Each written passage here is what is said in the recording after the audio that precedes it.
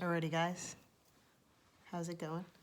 Okay, we're back for day 3 of graphing. Okay, today we're going to talk about horizontal stretches and shrinks. Okay, so if you take a look here, right, y equals the cosine of 2 theta minus 3. It should really be 2 parentheses, right? 2 and theta in the parentheses. That's how you'll see it in the textbook, and how it's usually written. So from what we've discussed before, hopefully you recognize that this has a midline, right? It's been shifted up vertically by down -3, I should say. So our midline is going to be at -3. Okay.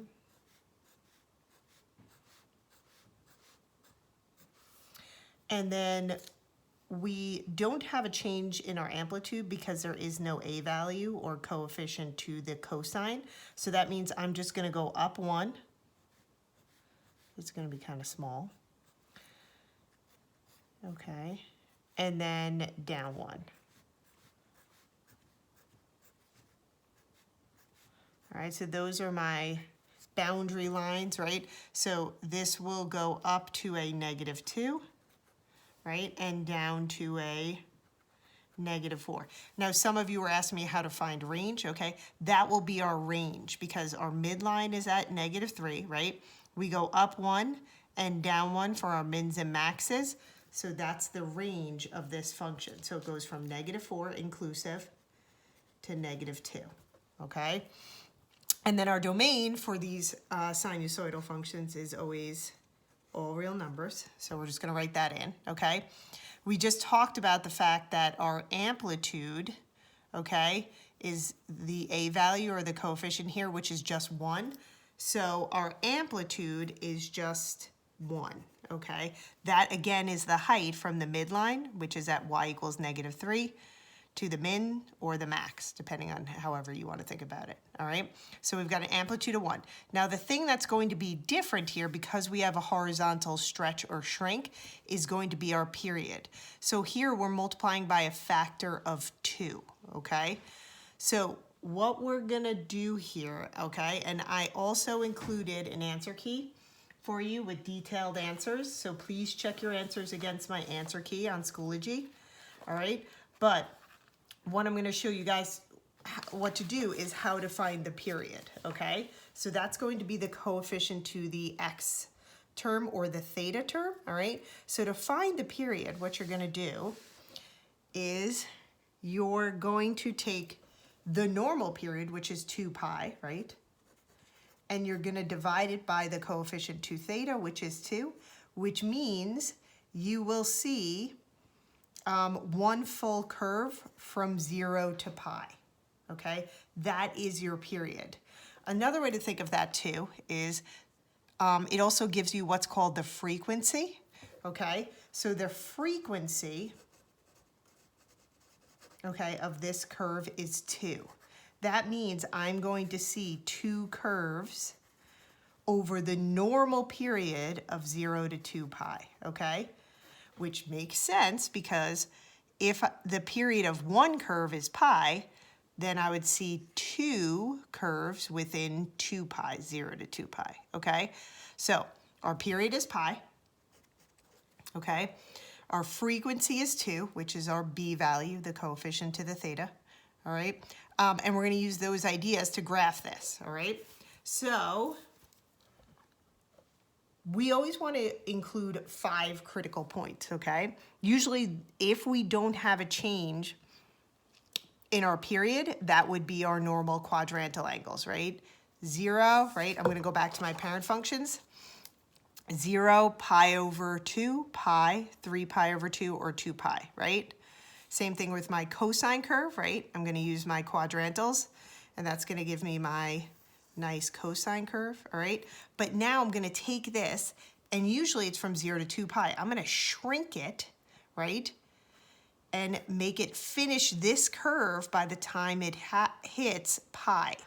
So I have to change where my critical points are going to be labeled on the x-axis. So what I'm going to do here is to find my intervals, okay? So to find our intervals, what I'm going to do is I'm gonna take my new period and divide it by 4, okay? Because I have a starting point and then I need to cut that into 4 more parts for a total of 5 critical points. So now my intervals are actually gonna be pi over 4, okay? So if I start at 0, right, my next interval will be, instead of pi over 2, now I'm gonna kind of squeeze it, this is gonna be pi over 4. Then this one is gonna be 2 pi over 4, which is really pi over 2, okay?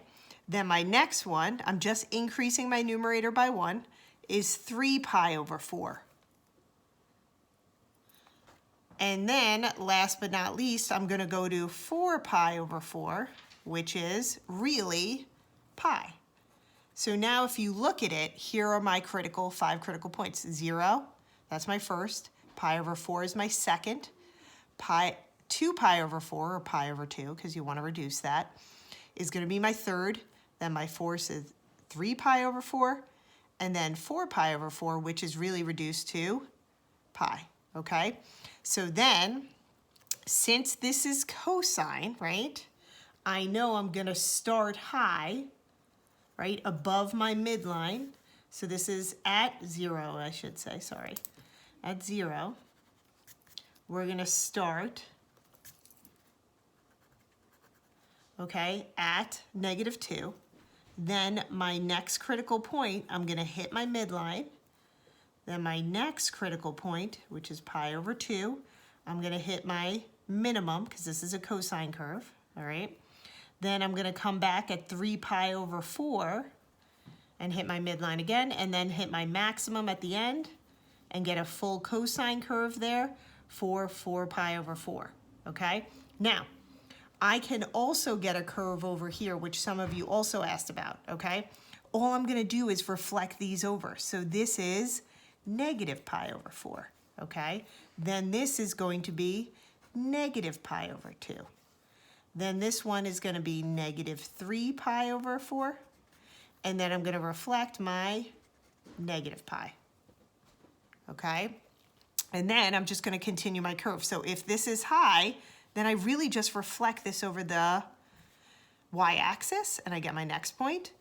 Then I'm gonna reflect the next one at negative pi over 2, then negative 3 pi over 4, negative 3 pi over 4. I'm gonna get midline, sorry about that. And then my last at negative pi is going to be my high point. So then if you look, here is my cosine curve. Now remember, it should look like a curve, okay? If your points are a little closer together, it might be a little steeper. It doesn't really matter about that. We're not talking about slope or anything like that. But that's what your curve should look like, all right? So that's our cosine curve, right? With a frequency of 2, so you can see I'm going negative pi to pi, so that's a full 2 pi. So I see 2 full curves and 1 curve, 1 period, right? 1 curve will be seen from 0 to pi. So that's my period. Amplitude is 1. Okay, that's my distance from my midline to my maximum, or my midline to my minimum, right? Then my domain, and then my range always comes from my boundary lines, okay? So what I want you to remember here is, when you see the b value, right, to find your new period, you're always going to do 2 pi, because that's our normal period, divided by b, okay? And then reduce that to find your new period. Now, to find the intervals, you're always going to take the new period, whatever that might be, and divide that by 4, because you're always trying to, not including your 0 point, you're always trying to find where the next 4 points will go. So that's why you're always dividing by 4, okay? Always. All right, so let's take a look at the next one, okay? So the next one, we have this pi over 2 here. So this one's a little more complicated, okay? We have a change in our amplitude okay? That's our amplitude is 4, okay? And our midline, that's what I'm always going to start with when I go to graph, is going to be y equals -2. So that's -2. Then to create my other boundary lines, okay, and I'm only going to graph one curve this time. Okay, I'm going to go down 4 and up 4 from my midline. So -3, -4, -5, -6. And then I'm going to go up 1, 2, 4. So this is going to be up at 2. So these are my midlines. So those midlines will determine, those boundary lines from the midline are going to determine the range. So our range is going to be from +2 to -6. So usually put the -6 first and then the 2. And our domain is always all real numbers, okay? Our amplitude, always positive, that should be 4. And now we need to find our new period. So the new period, right, remember I said is 2 pi divided by b. So b is always the coefficient to the x or the theta. Okay, so I'm going to take 2 pi and divide it by pi over 2, which means I'm really going to have to do keep, change, flip, right? So then that becomes 2 over pi. So therefore, when I cancel those two, I get a period of 4, not degrees, but 4 radians. Okay, so now my period is 4 radians. And then to find my intervals, right, I'm going to take my new period and divide always by 4. So my interval is going to be 1 radian. Now I'm not going to graph my points any differently than I normally would, okay?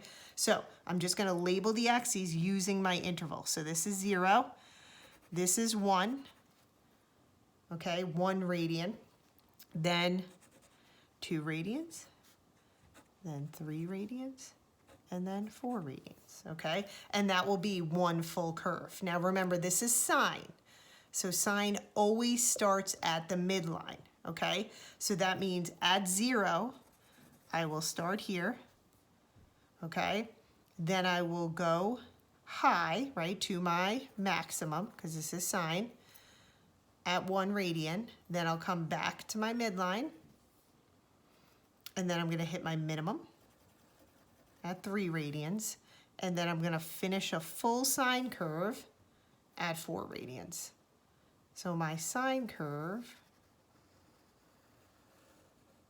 will, at the midline, don't go to the axes like I just did, okay? So that graph, it will continue to increase, right? If you wanted to continue this graph, right, you would just go to 5, right? And then hit your maximum, right?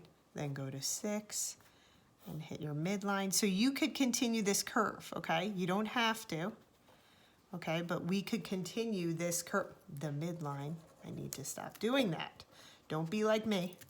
Okay, so midline, okay? So these are, remember, periodic functions, so they just continue the same cycle, okay?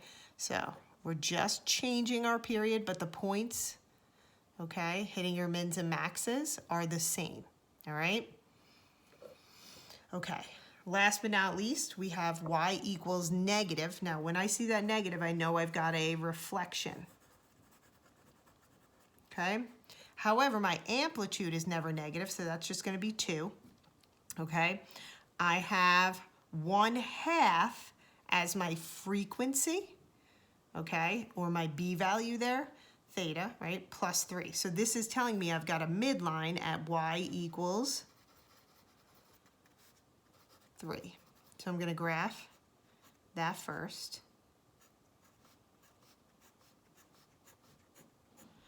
And then because my amplitude is 2, I'm going to go up 2.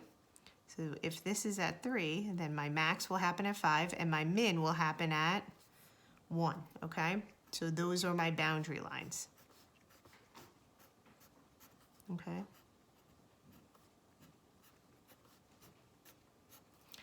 So therefore, now using my boundary lines, right, my range will be from 1 till 5, inclusive. I go from negative infinity to positive infinity for the domain.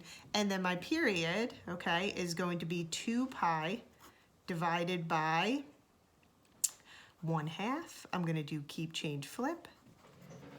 Right, so that's going to be times 2 over 1, which means I will see, right, one full curve in 4 pi, okay?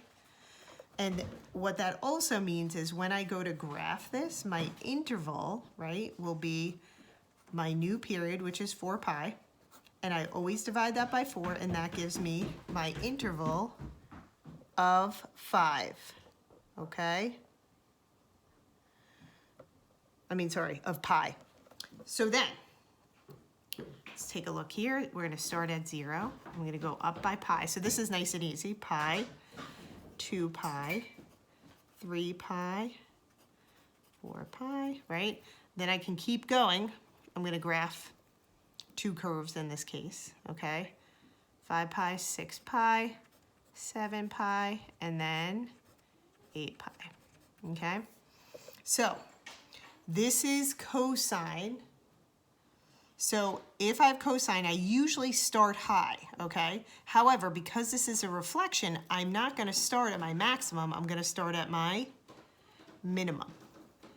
So that's going to start low. Then I'm going to hit the midline at my next critical point, then hit the maximum, then come back, and then hit the minimum again, like where I started, so you can see in 4 pi, I'm hitting the full cycle of cosine, right? Then I can continue my curve, right? And just the pattern. So if I'm at my minimum, the next point will hit my midline. Then at 6 pi, I'll hit my maximum, come back down, and then hit my minimum again. Okay, so then I draw my cosine curve. Okay, I've got 2 curves here, just so you guys can see. It's very easy to draw 2 curves. You just continue the pattern, all right? And that is my y equals -2 cosine 1/2 theta plus 3, okay? Now, a couple things, right? This is one full curve, all right? And if you look from 0 to 2 pi, I see how much of the cosine curve? Well, I see exactly half, right? Half of cosine curve. That's what we call the frequency, which is the number that's in front of your theta or your x, okay? That tells you how many curves you see from 0 to 2 pi, all right? So, a couple different things here. Coming back to our parent function sheet that I started either last lesson or the lesson before, okay? Something very important that I want to say. When you're graphing sine, remember it always starts at the midline, okay? Here for cosine, it always starts high at the max. Now, if we reflect this, it will change the shape, right? And this will start low, all right? If we reflect sine, then I will still start at the midline. It's just instead of increasing, I will then be decreasing, okay? But those are 2 important points when you start to graph the sine and the cosine, all right? So remember, this is our standard form. We've talked about this, right? That's always my amplitude, which is always positive, okay? This number is always your midline, and you want to always graph first, okay? Sketch that, then use your amplitude, all right, to find your boundary lines for the mins and maxes. And then this b value, which I have outside the parentheses, which we'll talk more about tomorrow, but this b, which is a coefficient to the x, that determines your period. So you're always to find period, right? You're always going to do 2 pi over b, okay, to get your new period. And then to help find the intervals for graphing, you can always graph, right, using the new period divided by 4, okay? And that will give you your intervals for your graph, all right? So hopefully that helps. I have you graphing 4 sine and cosine graphs that are similar to the ones we just did from your textbook, and I'm gonna post the answer key, so please use that answer key to check your answers, okay? And post any answers to Schoology, and I miss you guys, and I hope everything is going well.